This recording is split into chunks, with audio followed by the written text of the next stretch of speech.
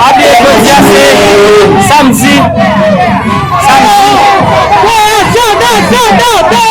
Kanmas demikian gua ay bere ko bagay sino nauna palila dati pinukapla siya ko sel na ayaw po kapla kapwa